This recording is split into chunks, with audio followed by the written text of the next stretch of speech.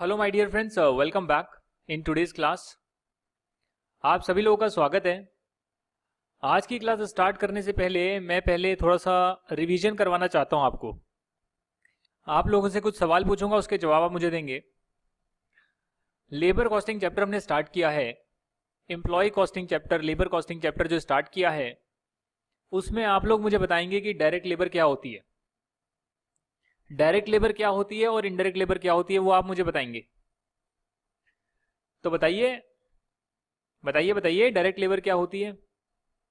Direct labour ऐसी labour होती है जो डायरेक्टली प्रोडक्ट की मैन्युफैक्चरिंग में इन्वॉल्व है, यानी कि जिसका रिलेशन मैं बता सकता हूं कि इतनी लेबर इतने प्रोडक्ट बना सकती है, डायरेक्टली इंगेज्ड है बनाने में।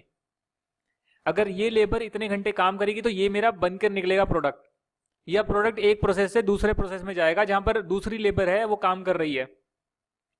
तो पहले प्रोसेस में काम कर रही है वो भी डायरेक्टली इंडल्ज है, दूसरे प्रोसेस में काम कर रही है वो भी डायरेक्टली इंडल्ज है। सभी प्रोसेसेस में जो डायरेक्टली काम हो रहा है एक प्रोसेस से दूसरे प्रोसेस मूव करते हुए, और जो लेबर एक्चुअली में वर्क कर रही है, चाहे मशीन के थ्रू वर्क करे या डायरेक्टली मैनुअल वर्क करे, वो सारी की सारी डायरेक्ट लेबर है।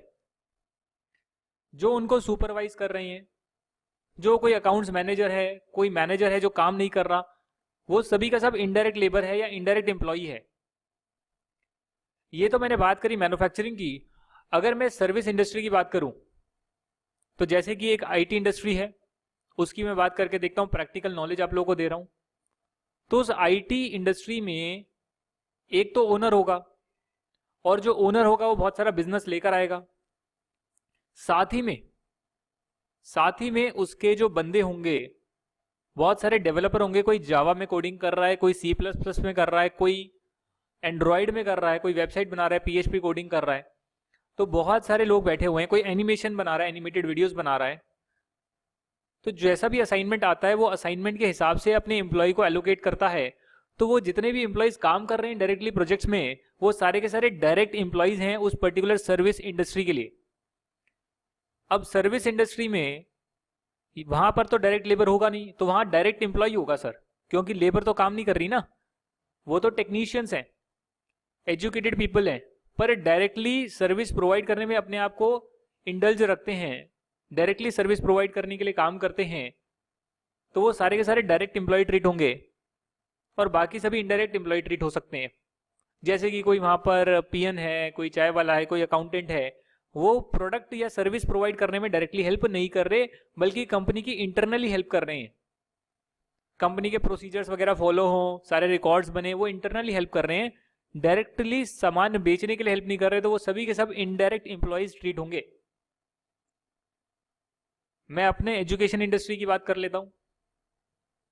अपनी जो कंपनी है लर्नजअप, जो कंपनी है हमारी, उसमें लर्नजअप के लिए मैं एक एम्प्लॉय हूं, क्योंकि मैं डायरेक्टली कंटेंट बना रहा हूं। सिमिलरली जो और टीचर्स हमने हायर करें, कंपनी के साथ जुड़े, वो सबके सब डायरेक्ट एम्प्लॉयज हैं।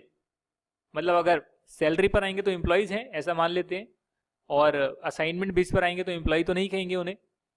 बट अगर सैलरी बेसिस पर आते हैं, जो जितने भी टीचर्स हैं वो सारे के सारे एम्प्लॉय ट्रीट होंगे डायरेक्ट एम्प्लॉय। रीजन बीइंग कि वो डायरेक्टली प्रोडक्ट बना रहे हैं, सर्विसेज दे रहे हैं, जिससे फायदा हो सकता है जो भी लोग उसे लेना चाहते हैं। हो सकता है कि बहुत और लोग भी हों इस पर्टिकुलर इंडस्ट्री में, तो वो जो है वो इनडायरेक्ट एम्प्लॉयज हो सकते हैं। मतलब कि जैसे कि हो सकता है आईटी पर्सन हो जो हमारा सर्वर मैनेज कर रहा है, तो वो क्या होगा, इनडायरेक्ट एम्प्लॉय हमारे बिजनेस के लिए। पर अगर वही चीज आईटी इंडस्ट्री में आ जाए तो उसके लिए वो डायरेक्ट एम्प्लॉय हो जाएगा, क्योंकि वहां पर वो बाहर से जो है आउटसोर्स करवाते हैं काम और अपने एम्प्लॉय से कराते हैं। तो वहां पर सर्वर जो मैनेज कर रहा है वो डायरेक्ट एम्प्लॉय है, क्योंकि वो उस बिजनेस का मेन काम है। तो ऐसे में आपके कॉन्सेप्ट खोलना चाहता था, और मुझे लगता है कि अब आपके कॉन्सेप्ट खुल चुके हैं। इनडायरेक्ट लेबर की बात करते हैं। इनडायरेक्ट लेबर ऐसी लेबर है जो कि डायरेक्टली इंडल्ज नहीं है, इसके लिए मैं उसका डायरेक्ट कोरिलेशन नहीं बिठा सकता। इनडायरेक्ट लेबर इतनी आएगी तो इतना प्रोडक्ट बनेगा, नहीं। वो मेन वाले जो मेन आपके डायरेक्ट लेबर है उसको सपोर्ट करते हैं, सुपरवाइजर्स हो सकते हैं, छोटा मोटा काम कर सकते हैं, जो कि हो सकता है मैन्युफैक्चरिंग प्रोसेस में हेल्प करे, बट उनका डायरेक्ट कोरिलेशन नहीं बिठा सकते, और इसीलिए वहां पर यूनिट की प्राइस फिक्स करनी पॉसिबल नहीं होती कि जितने यूनिट्स प्रोड्यूस होंगे वहां पर आपको पर यूनिट इतना मिलेगा। उनकी रेट फिक्स नहीं कर सकता, क्योंकि उनका डायरेक्ट कोरिलेशन प्रोडक्ट के साथ नहीं बैठता, तो वहां पर उन्हें हम सैलरी देते हैं और आवरली बेसिस पर बोलते हैं इतना काम करिएगा इतने घंटे और आपको 1 महीने में सैलरी मिलेगी। ये जो इनडायरेक्ट लेबर है ओवरहेड का पार्ट बनेगी, इनडायरेक्ट एम्प्लॉय कॉस्ट ओवरहेड का पार्ट बनेगी। अब कौन से ओवरहेड होंगे डिपेंड करता है। जो फैक्ट्री वाले लोग होंगे, इनडायरेक्ट लेबर जो होगी वो फैक्ट्री ओवरहेड का पार्ट बनेंगे। जो आपके एडमिनिस्ट्रेटिव का काम करने वाले अकाउंट्स डिपार्टमेंट, मार्केटिंग डिपार्टमेंट के लोग होंगे, मार्केटिंग के तो नहीं बट जो फाइनेंस डिपार्टमेंट, एचआर डिपार्टमेंट के लोग होंगे, वो सारे के सारे एडमिनिस्ट्रेटिव एक्सपेंस का पार्ट बनेंगे, एडमिनिस्ट्रेटिव ओवरहेड का पार्ट बनेंगे। जो मार्केटिंग के होंगे, सेलिंग के बंदे होंगे, उनकी जो सैलरी होगी वो सेलिंग एंड डिस्ट्रीब्यूशन ओवरहेड का पार्ट बनेंगे। यानी कि जो मेन डायरेक्ट कॉस्ट है उसका पार्ट तो सिर्फ direct material, direct labour, direct expense बनता है। और डायरेक्ट एक्सपेंस के मैंने आपको कई एग्जांपल दे दिए थे। जैसे कि आपको कोई प्रोडक्ट मिला है और उसका डिजाइन आपने किसी से लिया है, उस डिजाइन को यूज करने के बदले उसे आप रॉयल्टी दोगे, तो जितने प्रोडक्ट बनेंगे उसके बेस पर रॉयल्टी जाएगी। प्रोडक्शन से डायरेक्ट रिलेशन है, डायरेक्ट एक्सपेंस है, जितनी यूनिट्स बनेगी उतना पैसा देना पड़ेगा। तो यहाँ डायरेक्ट लेबर, इनडायरेक्ट लेबर का अगर आपका कॉन्सेप्ट क्लियर हो गया तो आगे देखते हैं। लेबर कॉस्ट में जो है बेसिक, अलाउंस, बोनस वगैरह आता है। फैक्ट्रीज एक्ट आपका ये कहता है कि अगर आप 9 घंटे पर डे से ज्यादा काम करते हैं या फिर 48 आवर्स पर वीक से ज्यादा काम करते हैं, दोनों में से एक भी ट्रू हो गया, एक दिन आपने 10 घंटे काम कर लिया तो 1 घंटा आपका ओवर टाइम काउंट होगा फैक्ट्रीज एक्ट के हिसाब से। अगर आपकी कंपनी ये कहती है कि 8 घंटे से ऊपर पर ओवर टाइम देंगे तो अच्छी बात है, फिर कोई दिक्कत नहीं है, फिर हमें फैक्ट्रीज एक्ट को लाने की जरूरत नहीं है क्योंकि वो तो अच्छी चीज है। पर अगर आपकी कंपनी नहीं बोलती तो भी हमारा फैक्ट्रीज एक्ट बोलता है कि जो लेबर है, एम्प्लॉइज नहीं लेबर जो है, उस केस में 9 घंटे ज्यादा काम कराओगे तो उन्हें देना पड़ेगा आपको over time at the double the rate of your normal rate.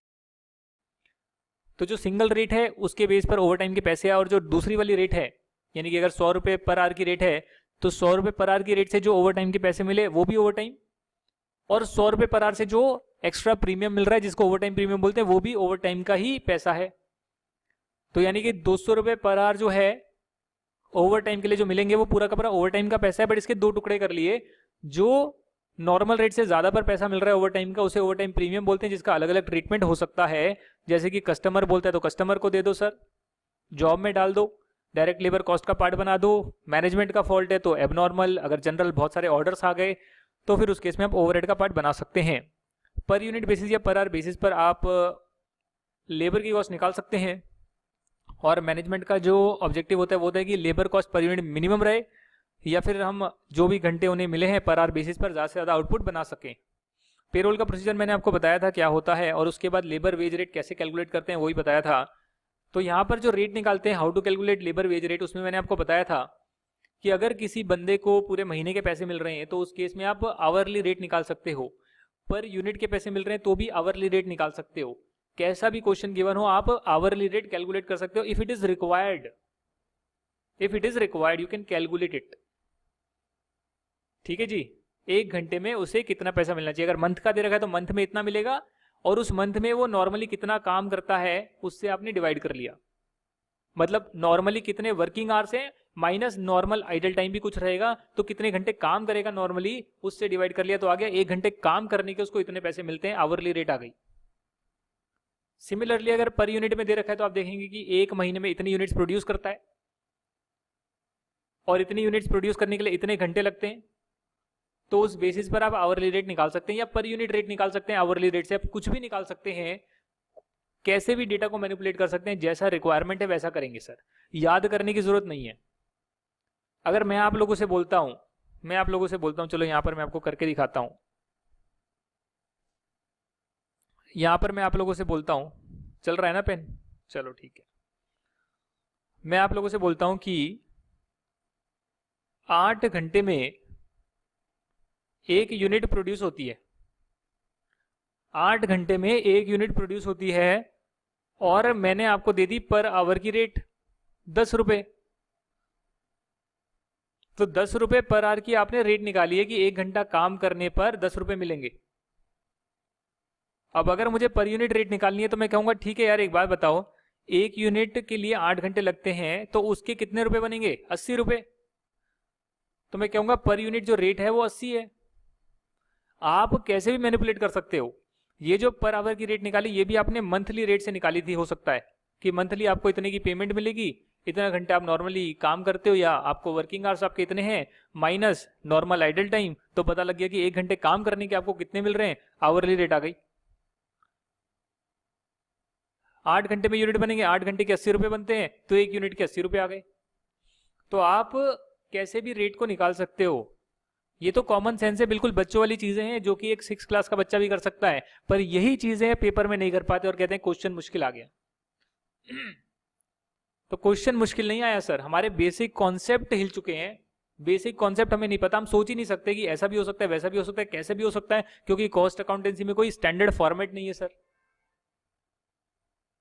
आप जैसा कर सकते हैं वैसा करिए, टेबल बनाइए, आपको जो पूछा गया वो आप टेबल बनाकर कर आ जाइए, जो फॉर्मूला पूछा गया उस फॉर्मूले के हिसाब से कर आ जाइए। तो ऐसे आप निकाल सकते हैं। और इस क्वेश्चन में हमने ओवर टाइम प्रीमियम नहीं निकाला, एबनॉर्मल गेन निकाला था, क्योंकि जितना 1 महीने में उसे काम करना था उससे ज्यादा तो काम किया नहीं, काम तो उससे कम ही किया है। 192 आवर्स उसे काम करना था शायद, मतलब 192 आवर्स वो टोटल देता था, वहां पर ऑफिस में रहता था, बट उसमें इफेक्टिवली 166 आवर्स काम करना था, उसने 180 घंटे काम किया, तो 192 से ज़्यादा तो काम किया नहीं। 8 घंटे पर डे के हिसाब से हफ्ते में जो 48 आवर्स होते हैं उससे ज़्यादा तो काम किया नहीं, तो ओवर टाइम निकल के नहीं आया। हाँ, अगर उसने उस दिन काम किया होता ज़्यादा तो ओवर टाइम हम बोल सकते थे। यहाँ तक बात क्लियर हो गई। तो उसके बाद हमने एफिशिएंसी रेशियो कैलकुलेट किया था, standard time divided by time taken multiply by 100।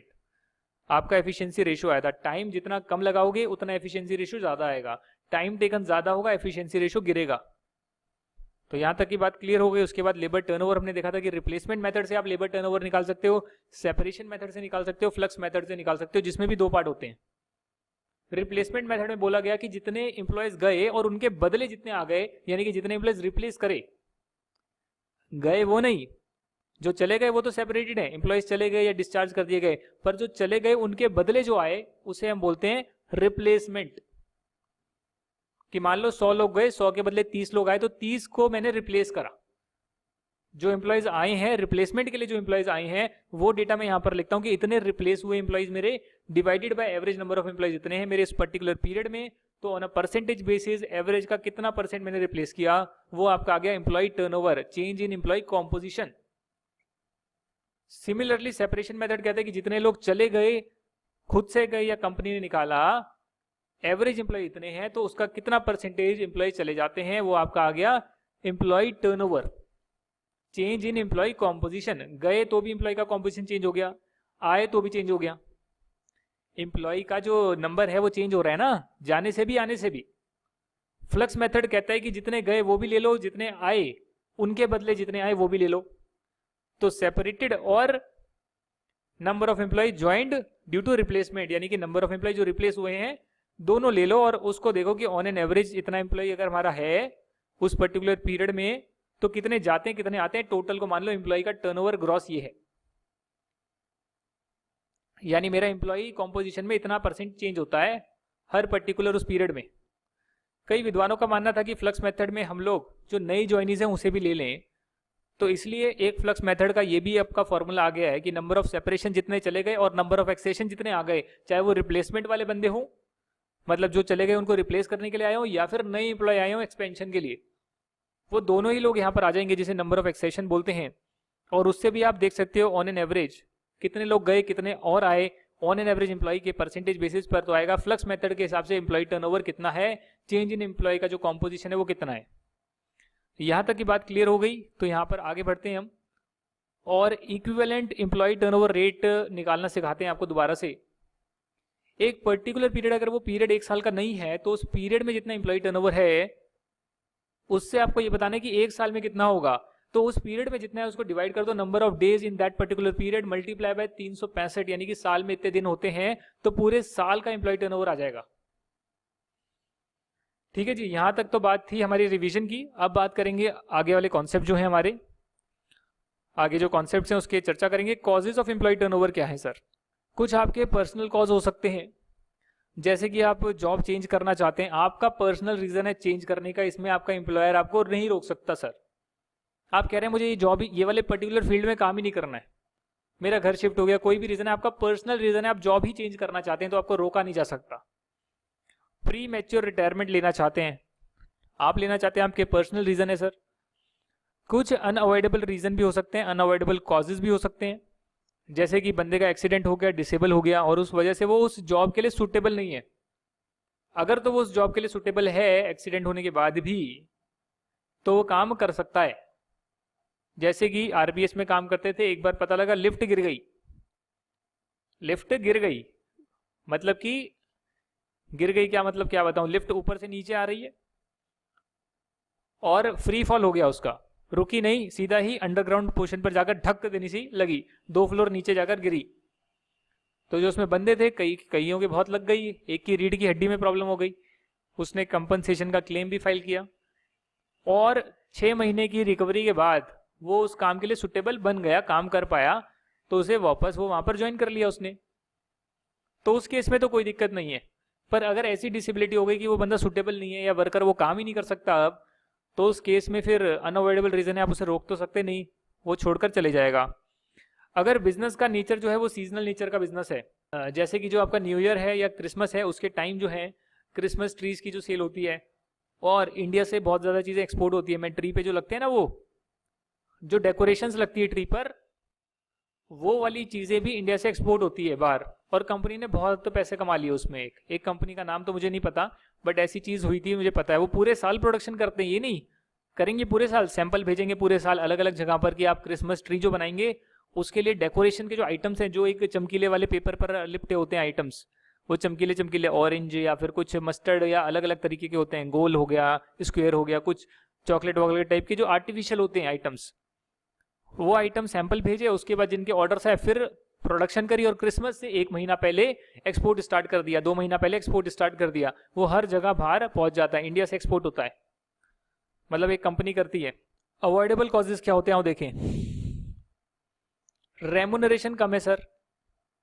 तो मैं रॉयल बैंक ऑफ स्कॉटलैंड छोड़ने वाला था, मेरी मीटिंग हुई, वहाँ पर जो हेड है आए हेड, वो कहते पैसे बढ़ाने। मैंने कहा नहीं सर, पैसा मेरा मोटिव नहीं है। पैसा मोटिव नहीं है, पैसा बढ़ा देते और वैसे लाखों रुपए मिल रहे थे और पैसा बढ़ा देते। मैंने कहा पैसा मोटिव ही नहीं है सर, मेरा मोटिव है कि सोसाइटी में कुछ ना कुछ मुझे कंट्रीब्यूशन देना है, और मुझे ऐसा लग रहा है कि एज अ टीचर मैं कुछ कंट्रीब्यूट कर सकता हूँ, ऐसा मुझे लग रहा है, क्योंकि लोगों का रिस्पॉन्स बहुत अच्छा आया था। आज खैर हम इस मुद्दे पर आ गए हैं। मैंने रेमुनरेशन से बात स्टार्ट करी और वहाँ पर मैंने आपको रीज़न बताया कि मैं सोशल वर्क के लिए या फिर कुछ कंट्रीब्यूट सोसाइटी में करने के लिए आया। तो इसी से अब जुड़ी हुई चीज़ आ गई कि भैया मैं टीचर बनना चाहता था या टीचर मैं बन गया ऑटोमेटिकली। मैं उसके बारे में आप लोगों को थोड़ा सा बता देता हूँ। ये सिर्फ जो पेड वीडियोस हैं, ये जो रजिस्टर्ड स्टूडेंट्स हैं वही देख रहे होंगे। आप लोगों को मैं बता देता हूँ कि मैं टीचर बनने का मेरा कोई शौक नहीं था कि मुझे सीए का फैकल्टी बनना है, ऐसा मेरा कोई ड्रीम नहीं था। बहुत लोगों का होता है, वो अपना सीए फाइनल एग्जाम देते हैं, क्लियर करते हैं और एज अ फैकल्टी ही ज्वाइन करते हैं, उनका एम ही होता है फैकल्टी बनने का। मेरा ऐसा कोई एम नहीं था सर। क्यों नहीं था सर? क्योंकि मैंने पहले ही बहुत सारा प्रैक्टिकल एक्सपीरियंस ले लिया था। नोम्यूरा में मैंने इंडस्ट्रियल ट्रेनिंग अच्छी कर ली थी, और इंडस्ट्री मैंने इसलिए करी थी इंडस्ट्रियल ट्रेनिंग कि मुझे इंडस्ट्री में काम करना था, और मैंने वही करा। मैंने फिर केपीएमजी ज्वाइन करी, उसके बाद थोड़े टाइम में मैंने royal bank of Scotland join कर ली, जो कैंपस प्लेसमेंट हुई थी आईसीआई की। तो मेरा तो वही था, पैसे कमाओ, आराम से अपना जॉब करो, सीए बन के जितना एक्सपीरियंस आता है सब कुछ आता है, आराम से बैठकर कमाओ और पैसे कमाओ, अच्छा करो। बट पढ़ाने का शौक मुझे शुरू से था, यानी कि जब मैं अपने स्कूल टाइम से मैं पढ़ा रहा था स्टूडेंट्स को, जो मतलब दोस्त वगैरह आते हैं समझने के लिए, उनको समझाता था। कॉलेज में गया तो भी मैंने एडवांस अकाउंट्स 1-2 चैप्टर अपने फ्रेंड को समझाए, जिसका ग्रुप 2 का एग्जामिनेशन था और मेरा क्लियर हो चुका था। क्लियर हो गया था? नहीं क्लियर नहीं हुआ था, साथ ही में देना था, पर मेरा कोर्स पूरा हो गया था। हाँ, तो एडवांस अकाउंटिंग का मैंने एक चैप्टर समझाया था फ्रेंड को। क्लियर होने के बाद भी मैंने, क्लियर होने से पहले भी थोड़ा सा मैंने 1 महीने या 2 महीने 11th-12th क्लास को पढ़ाया था।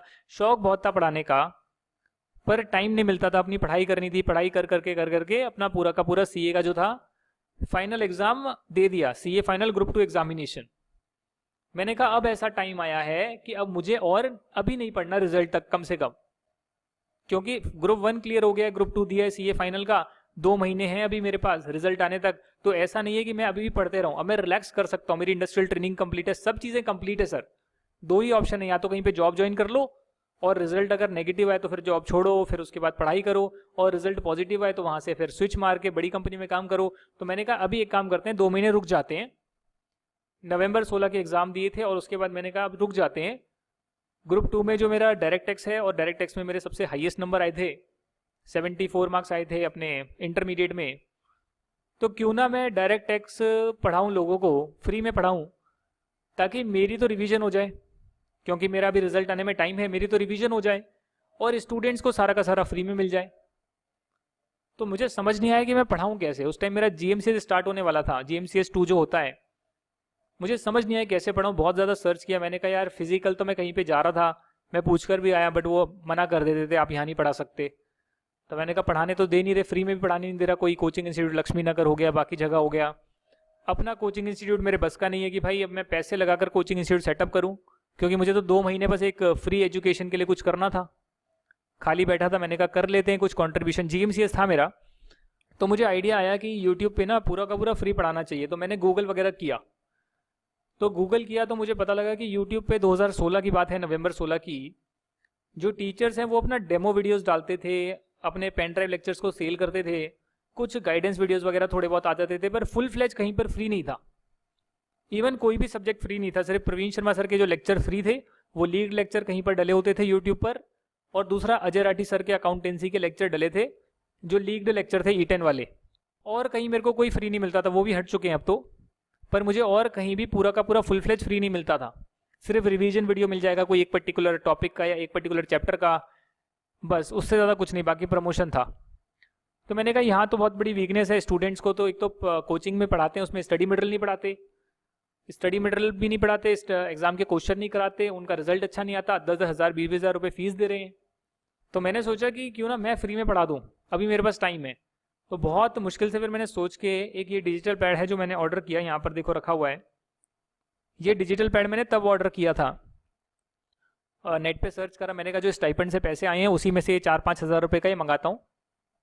मैंने मंगवाया और मंगवाने के बाद मैंने अपनी पहली क्लास अपलोड करी, जो आज भी यूट्यूब पर अवेलेबल है वीडियो सेक्शन में सबसे लास्ट में, आई थिंक 17 नवंबर 2016 का पहला वीडियो है। तो स्लाइड ओपन करी, स्लाइड से मैंने कहा कैसे पढ़ाएं, तो एक स्मूथ ड्रॉ करके एक सॉफ्टवेयर था, पेंट जैसा सॉफ्टवेयर होता है, पेंट पर मैंने लिखना स्टार्ट कर दिया, और मेरे पास नोट्स वगैरह अपने थे ही, मैंने उससे पूरा पढ़ा दिया सर, पूरा का पूरा मैंने स्टडी मटेरियल कवर करा दिया, प्रैक्टिस मैनुअल कवर कर दिया, सब कुछ करवा दिया। और फिर मेरा रिजल्ट भी आ गया CA फाइनल का, वो भी क्लियर हो गया। जैसे ही क्लियर हुआ तो मैंने फिर देखा कि फिर लोग अपना प्रमोशन करने लग गए कि हमारे इंस्टीट्यूट से रैंक 1 आई है। फेल कितने हुए नहीं बता रहे, रैंक 1 आई है वो बता रहे हैं, और वहाँ ये भी बता रहे हैं कि 6 महीने पढ़ो, छुट्टियाँ लो एग्जाम की, फाइनल के लिए। मैंने कहा इतना तो टाइम मिलता नहीं है। अगर लोग ऐसा बोलेंगे 6-6 महीने पढ़ने से ही पास होंगे, अच्छी रैंक आएगी, तो ना तो मैंने कोचिंग ली थी CA फाइनल में, ना ही मेरे पास इतना टाइम था, 2 महीने थे सिर्फ CA फाइनल ग्रुप 2 के लिए, और ग्रुप 1 के लिए भी 2-2.5 महीने थे। तो मैंने कहा मैं भी अपना एक वीडियो डालता हूँ। वैसे मैंने बनाया वीडियो, और बाकी यूट्यूबर्स को मैंने कहा सर आप अपने चैनल पर मेरा एक इंटरव्यू करवा दीजिए, मैं सेल्फ स्टडी के लिए बताना चाहता हूँ स्टूडेंट्स को। तो रिस्पॉन्स नहीं आया, मना कर दिया सबने। तो मैंने कहा मना कर रहे हैं तो कोई नहीं, मैं खुद ही करूँगा। तो मैंने खुद ही अपने चैनल पर डाल दिया, योगेश वर्मा क्लासेस चैनल पर, कि भाई मैंने तो बिना कोचिंग के किया है, दिस इज़ पॉसिबल। उस टाइम की बात है, CA फाइनल की बात है।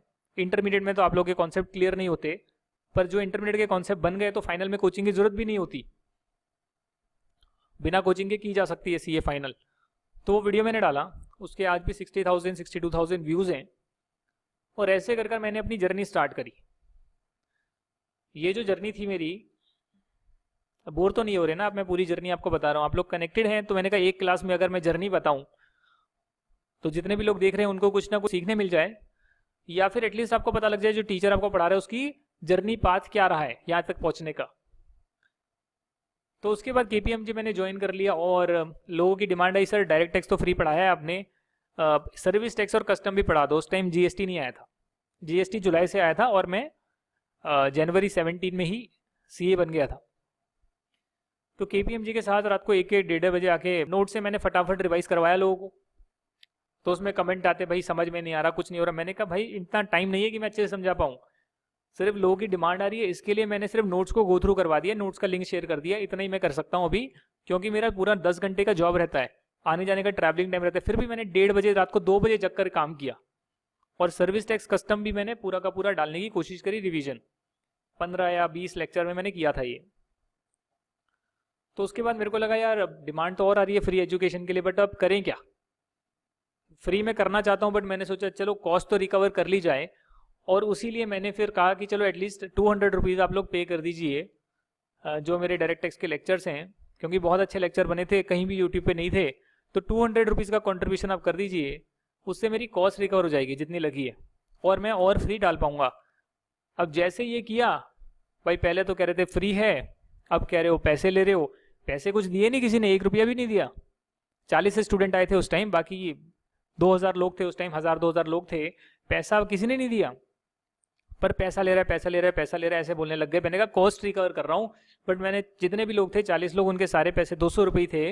मैंने कहा ये 200 रुपये लेकर मैं क्या करूँगा, मैं अपनी कॉस्ट रिकवर कर रहा हूँ और लोगों को लग रहा है पैसे कमाने लग गया। तो मैंने कहा चलो ले लो यार, वापस ले लो, मुझे नहीं चाहिए। सबको रिफंड कर दिया 100%, और सारे लेक्चर आज भी फ्री हैं।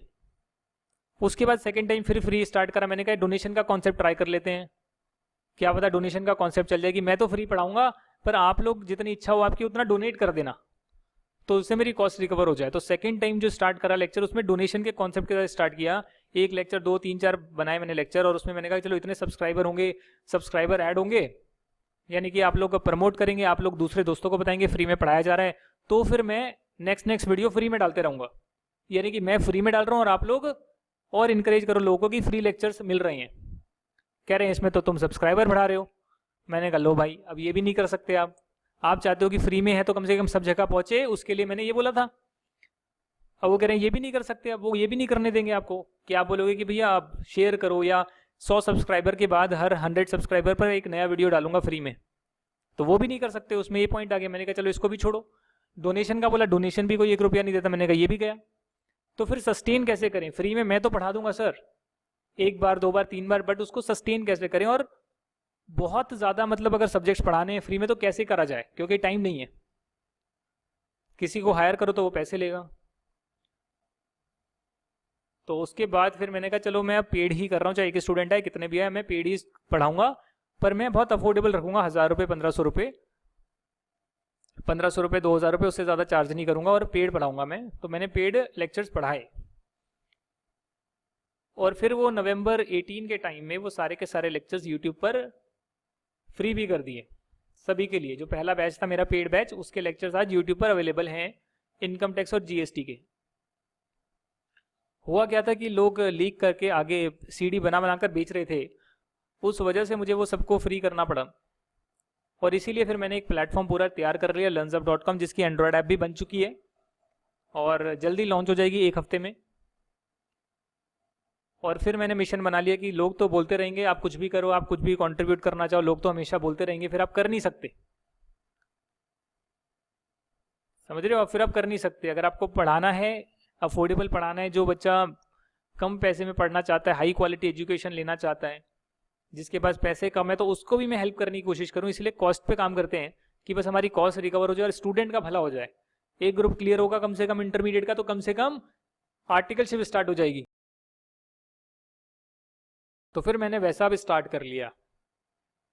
और ये पूरी की पूरी जर्नी थी कि मैं टीचर, मेरा कोई ऑब्जेक्टिव नहीं था टीचर बनने का, बट ऐसे ऐसे ऐसे ऐसे करके सर्कल्स में बन गया।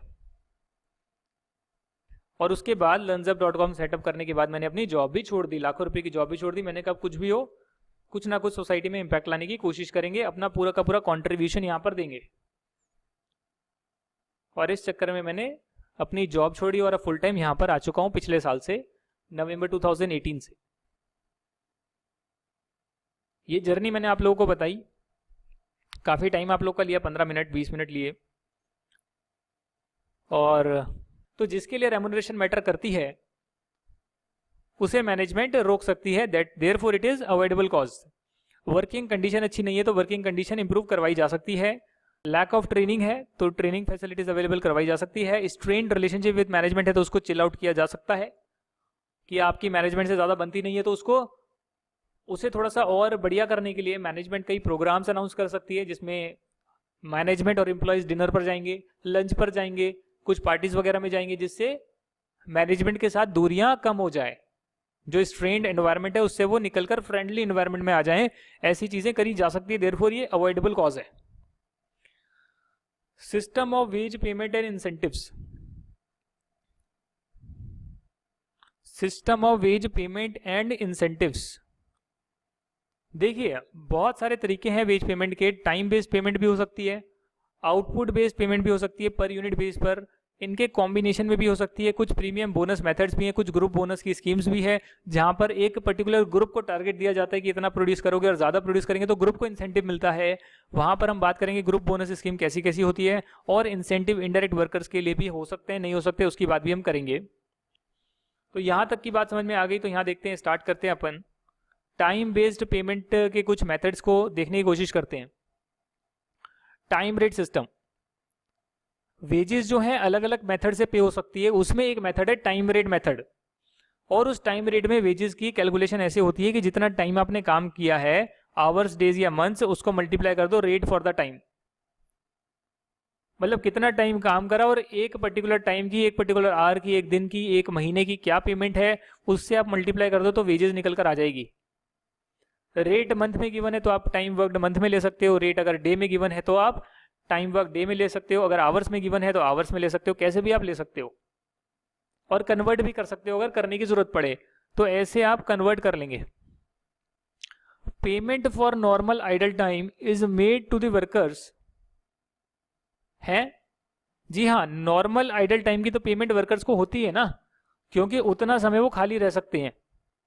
This method is suitable for the employees whose service can not be directly measured in relation to production, यानी कि जो इनडायरेक्ट लेबर है, इनडायरेक्ट एम्प्लॉइज हैं, उसमें हम डायरेक्टली पर यूनिट बेसिस पर रिलेशन एस्टैब्लिश नहीं कर सकते, जितना प्रोड्यूस होगा उतना आपको पैसा मिलेगा, इसीलिए वहां पर हम पर आवर बेसिस पर जितना आपने काम किया उसके हम पैसे उन्हें दे सकते हैं। तो एक ये मेथड होता है, आपको किसी भी मेथड से वेजेस निकालनी आ सकती है। दूसरा मेथड देख लेते हैं, डिफरेंशियल टाइम रेट सिस्टम। इसमें बोलता है कि अगर आपकी एफिशिएंसी कैसे, स्टैंडर्ड बाय एक्चुअल टाइम जो है मल्टीप्लाई बाय 100, एफिशिएंसी आप निकालेंगे सबसे पहले, और एफिशिएंसी अगर आपकी 75% तक है तो आपकी जो नॉर्मल रेट है उसके हिसाब से आपको पेमेंट करेंगे, यानी कि आपकी नॉर्मल रेट 100 रुपये पर आवर है, 200 रुपये पर आवर है, उसके हिसाब से आपको पेमेंट की जाएगी। अगर आपकी एफिशिएंसी 76% से 80% तक है तो 1.1 यानी कि 10% ऐड कर लिया, आपकी रेट में 10% ऐड कर लिया, जो रेट पहले 100 रुपये पर आवर थी वो 110 रुपये पर आवर हो गई। अब जितनी भी रेट है उसमें आप 10% ऐड कर लोगे या उसे 1.1 से मल्टीप्लाई कर लोगे तो आपके पास रेट आएगी कि इस रेट से अब हम पेमेंट करेंगे। 81 से 90% तक है तो आपने 10% का और ऐड कर दिया रेट में, रेट को इनहेंस कर दिया, आपकी जितनी एफिशिएंसी बढ़ रही है उतनी रेट इंप्रूव हो रही है, और इंप्रूव रेट जो है वो पूरे टाइम पर लगेगी जितना काम किया, तो आपको बहुत ज्यादा पैसे मिलेंगे। अगर आपकी एफिशिएंसी 91 से 100 है तो 1.30 यानी कि एक रुपए में 30% ऐड कर दिया तो 1.30 हो गया सर। मतलब अगर रेट 1 रुपये है तो उसमें 30 ऐड कर दिया, तो 30% ऐड कर दिया तो 1.30 हो गया। दैट मीन्स 30% आपने रेट को बढ़ा दिया। और अगर 101 से 120% तक एफिशिएंसी है तो 1.40 कर दिया आपने रेट को, 40% इनहेंस कर दिया। Depending on the efficiency rate पर आर इज कैलकुलेटेड, और उसके हिसाब से फिर आप उस रेट के हिसाब से पेमेंट करेंगे। ये इतना इंपॉर्टेंट नहीं है, फिर भी आपकी बुक में गिवन है तो मैंने आपको करवा दिया। कैसे आप याद रखेंगे? आप याद रखेंगे 75, 76 से 80, 81 से 90, 91 से 100, 101 से 120, तो 10-10% का है, यहाँ पर 5% का है बस। 75 वाला जो स्लैब है उसमें 5% का है कि अप टू 70, और 76 से 80 फिर 10-10% ऐड हो रहा है, और यहाँ पर भी 10-10% ऐड हो रहा है, रेट में 10% ऐड हो रहा है। ऐसे आप याद कर सकते हैं। क्वेश्चन में नहीं पूछा जाता, पेपर में ज्यादा नहीं आता। ये आपका टाइम बेस्ड पेमेंट का तरीका है। ऐसे ही आपका पीस रेट सिस्टम है सर, जिसमें भी कई तरीके के मेथड हो सकते हैं। एक मेथड है स्ट्रेट पीस रेट, यानी कि नंबर ऑफ यूनिट जितने प्रोड्यूस करे उसको रेट पर यूनिट से मल्टीप्लाई कर दो तो वेजेस आ गई। और ये मेथड आप डायरेक्ट लेबर के लिए यूज कर सकते हो। Wages are decided by the unit produced. Time कितना दे रहे हो नहीं, प्रोडक्ट कितना बना रहे हो सर। आप चाहे 10 घंटे में एक प्रोडक्ट बनाओ तो एक ही की पेमेंट होगी, 1 घंटे में एक बनाओगे तो 10 घंटे में 10 यूनिट्स बनेंगे, उसकी पेमेंट होगी।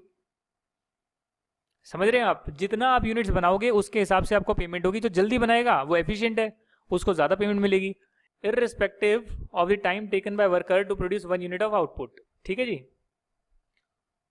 एक मेथड था, मैंने आपको बताया, सिंपल सा मेथड था, टाइम रेट में जितना टाइम लिया उसको रेट पर आवर से मल्टीप्लाई कर दो, और पीस रेट जो है उसमें जितने पीसेस प्रोड्यूस करें उसको रेट पर यूनिट से मल्टीप्लाई कर दो। एक है डिफरेंशियल पीस रेट, यानी कि सब एम्प्लॉय को सेम नहीं मिलेगा, सब लोगों के लिए अलग अलग रेट हो जाएगी सर। और ये जो डिफरेंशियल पीस रेट है इसमें दो सब मेथड है, एक है टेलर का डिफरेंशियल पीस रेट, एक है मेरिक का डिफरेंशियल पीस रेट। टेलर वाला कहता है कि जिसकी एफिशिएंसी 100% से कम है उसको तो मैं नॉर्मल रेट का 83% दूंगा, यानी कि मैंने बोला एक यूनिट प्रोड्यूस करने की 100 रुपए पैसे हैं पर यूनिट। जिसकी एफिशिएंसी 100 से कम है उसको बोलूंगा कि तेरे को ये नॉर्मल रेट भी नहीं मिलेगी, तेरे को पेनलाइज करूंगा। पेनलाइज करने के बाद तेरे को इसका 83% में दूंगा, यानी कि 83 पर यूनिट के हिसाब से पेमेंट करूंगा जिसकी एफिशिएंसी 100 नहीं है, 100 से कम है। 100 या 100 से ज्यादा है तो उसको मैं बोनस दूंगा।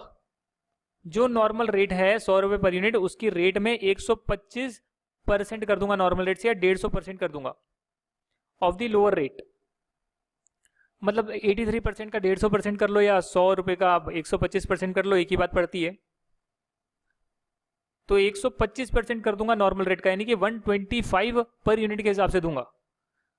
सर अगर रेट जो है वो 200 रुपए पर यूनिट है और बंदा जो है एफिशिएंट है, 120% एफिशिएंसी में काम कर रहा है, तो मैं इसको 125% कर दूंगा ना रेट को। 200 पर यूनिट को 125 करोगे तो कितना आएगा बताइए सर? 250 आ जाएगा? यही आएगा क्या? 250 आएगा? क्या आएगा? 250 पर यूनिट मैं रेट कर दूंगा जो बंदा एफिशिएंट है, और जो एफिशिएंट नहीं है इस रेट को 83% से मल्टीप्लाई कर दूंगा, रेट कम हो जाएगी, बंदे को पिनलाइज कर दूंगा। तो यहां तक की बात समझ आई। इसका एग्जांपल देख लेते हैं, आओ देखें। इलस्ट्रेशन नंबर 6 है, वहां से एग्जांपल लिया है। स्टैंडर्ड टाइम पर पीस जो है 12 मिनट का लगता है। स्टैंडर्ड टाइम दे रखा है आपको, एक पीस बनाने के लिए 12 मिनट लगते हैं, और नॉर्मल जो रेट है 1 घंटे की वो है 20 रुपए पर आवर, यानी कि आपको पर यूनिट बेस पर नहीं दे रखा, आपको पर आवर बेस पे दे रखा है। और उसमें ये दे रखा है कि ए प्रोड्यूस करता है 37 यूनिट्स, और साथ ही में एक दिन में मैक्सिमम आप नॉर्मली 8 घंटे काम कर सकते हो। ठीक है जी। तो यहां पर आप पहले पर आवर से आप पर यूनिट की रेट निकाल सकते हो। कैसे निकालोगे सर? आओ निकालते हैं। स्टैंडर्ड आउटपुट आपका कितना है? स्टैंडर्ड आउटपुट आपका है, पहले तो स्टैंडर्ड आउटपुट मैंने निकाल लिया, आप रेट भी पहले निकाल सकते हो। अभी फिलहाल मैं स्टैंडर्ड आउटपुट इसलिए निकाल रहा हूं ताकि मैं स्टैंडर्ड आउटपुट को कंपेयर कर सकूं। जितना आपने पीस बनाए हैं तो उससे आपकी एफिशिएंसी आ जाएगी। अभी तक हमने एफिशिएंसी टाइम के हिसाब से पढ़ी थी, यानी कि standard time divided by actual time multiply by 100, ऐसा हमने एफिशिएंसी का पढ़ा था। पर ये वाला जो कॉन्सेप्ट है ये आपका पीस रेट है सर। तो पीस रेट में जब हम एफिशिएंसी देखेंगे तो उसमें हम देखेंगे कि एक्चुअली में आपने कितना प्रोड्यूस करा और आइडियली आपको कितना प्रोड्यूस करना चाहिए था। तो ये आपका टाइम रेट के हिसाब से हमने वैसे कैलकुलेट किया था। जब आप पीस रेट के हिसाब से एफिशिएंसी निकालेंगे तो आप अपनी कॉपी में नोट डाउन करिएगा, ये चीज़ आप अपनी कॉपी में ज़रूर नोट डाउन करिएगा कि एफिशिएंसी जब आप पीस के हिसाब से निकालते हैं तो उसमें उल्टा हो जाता है, कि एक्चुअली आपने कितना प्रोड्यूस करा डिवाइडेड बाय स्टैंडर्ड आउटपुट। तो स्टैंडर्ड इतना करना था बट आपने कितना ज़्यादा कर लिया। इसमें क्या होगा कि जितना ज़्यादा होगा उतना बेटर है, टाइम जितना कम होगा उतना बेटर है, आउटपुट जितना एक्चुअली में ज़्यादा होगा उतना बेटर है। तो इसमें फॉर्मूला ऐसे होता है भाई आपका एफिशिएंसी का कि एक्चुअल प्रोडक्शन जो आपने करी, एक्चुअल आउटपुट जो प्रोड्यूस करा divided by standard output multiply by 100, तो परसेंटेज टर्म्स में आता है एफिशिएंट कितने हो आप। और टाइम के हिसाब से देखते हो तो उल्टा होता है, standard time divided by actual time multiply by 100, क्योंकि वहां पर आप टाइम ज्यादा लोगे तो एफिशिएंसी बढ़ेगी, ऐसा नहीं है। वहां टाइम कम लोगे तो एफिशिएंसी बढ़ेगी, इसलिए टाइम डिनोमिनेटर में आया।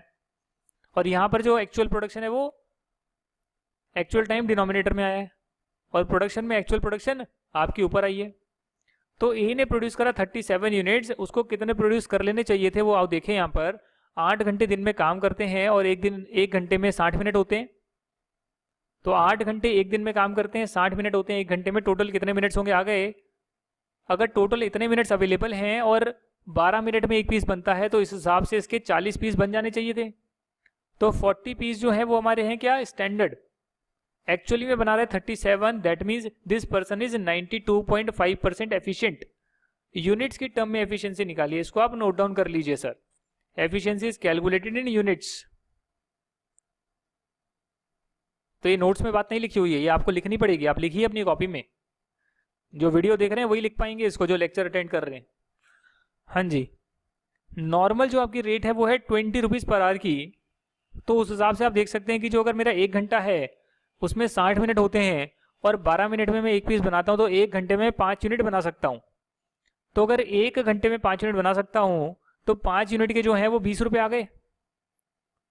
1 घंटे के 20 रुपये मिलते हैं ना, और 1 घंटे में आप 5 यूनिट बना सकते हो, तो 5 यूनिट के 20 रुपये आ गए। तो 1 यूनिट के कितने आएंगे? 4 रुपये। 5 उधर चले गया, 20 से डिवाइड कर दिया आपने 5 को, मतलब 20 को डिवाइड कर दिया 5 से, और आपके पास 4 रुपये आ गए 1 यूनिट के। तो ये बंदा जो एफिशिएंट है ये 100 से कम एफिशिएंट है, 92.5% एफिशिएंट है। इसके लिए जो इसकी रेट निकल कर आई है 4 रुपये पर पीस, पीस रेट का सिस्टम है ना सर, ये 4 रुपये पर पीस जो आपकी रेट आई है, उस रेट को मैं कम कर दूंगा, 83% कर दूंगा उस रेट को, तो मेरे पास रेट आ जाएगी 3.32 पर यूनिट। पर यूनिट लिख लेना।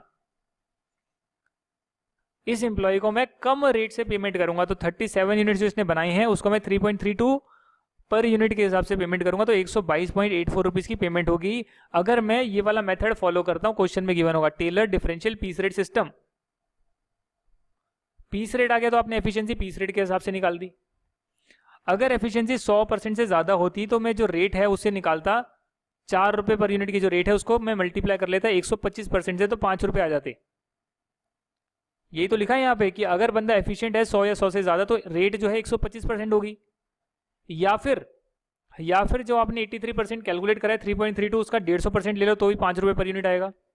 तो बात एक ही है, पहले आपने जिसको डिक्रीज करा है उसका 150%, लोअर रेट का 150%, या फिर जो आपकी नॉर्मल रेट है उसका 125%, यानी कि 1.25। आप रेट को बढ़ाओगे घटाओगे depending on the efficiency of the worker. यहां तक कि अगर आपको बात क्लियर है तो आप मेरिक डिफरेंशियल पीस रेट सिस्टम की हम बात करेंगे।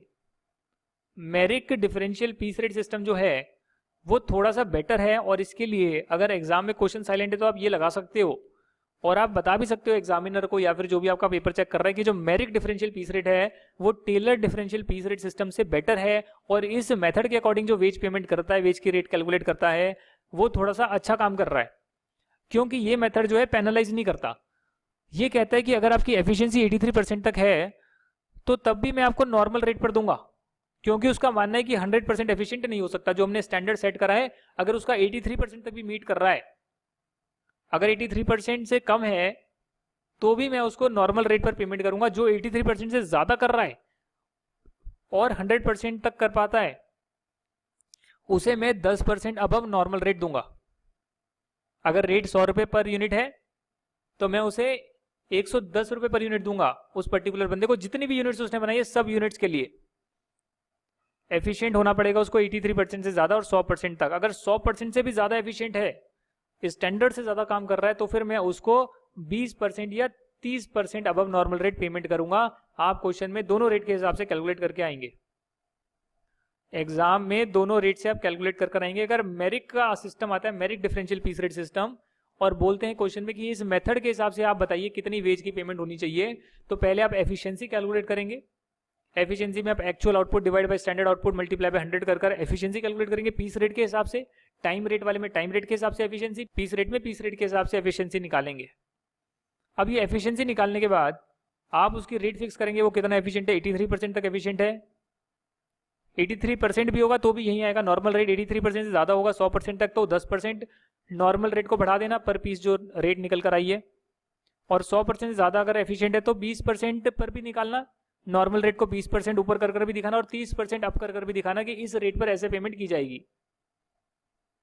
दोनों पर दिखा देना, ठीक है जी।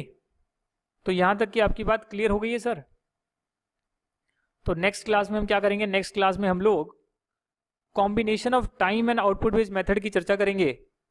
तब तक के लिए आप लोग स्टडी मटेरियल के अपने क्वेश्चन कर सकते हैं, उसमें डिफरेंशियल पीस रेट का क्वेश्चन, मेरिक डिफरेंशियल पीस रेट का क्वेश्चन, जो नॉर्मल हमने टाइम बेस्ड पेमेंट करा, या फिर जो भी हमने एम्प्लॉय टर्नओवर किया है इसके आप क्वेश्चन कर सकते हैं। साथ ही में आप एम्प्लॉय प्रोडक्टिविटी निकाल सकते हैं, एफिशिएंसी निकाल सकते हैं, टाइम के हिसाब से, आउटपुट के हिसाब से। कॉपी में नोट डाउन जरूर कर लीजिएगा सर, मैं बार बार बता रहा हूं आपको।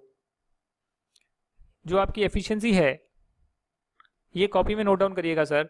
ये एफिशिएंसी आपकी टाइम के हिसाब से निकल सकती है या आउटपुट के हिसाब से निकल सकती है। अगर टाइम के हिसाब से निकलेगी तो स्टैंडर्ड बाय एक्चुअल आएगा मल्टीप्लाई बाय 100, और अगर आउटपुट के हिसाब से निकलेगी तो एक्चुअल ऊपर आएगा, स्टैंडर्ड नीचे आएगा, मल्टीप्लाई बाय 100। क्योंकि आउटपुट जितना बढ़ेगा एक्चुअल में उतनी एफिशिएंसी बढ़ेगी, और टाइम जितना कम लगेगा उतनी एफिशिएंसी ज़्यादा आएगी।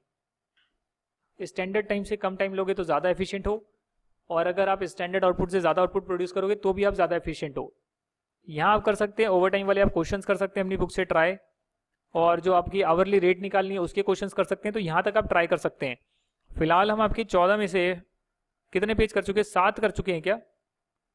8 पेज कर चुके हैं। तो नेक्स्ट क्लासेस में, आने वाली 2 क्लासेस में मैं कोशिश करूंगा आने वाली 2 क्लासेस में आपके सारे कॉन्सेप्ट में करवा दूं, और उसके बाद फिर हम 1-2 क्लासेस में या 2-3 क्लासेस में आपका लेबर कॉस्टिंग स्टडी मटेरियल से भी कंप्लीट कर लेंगे।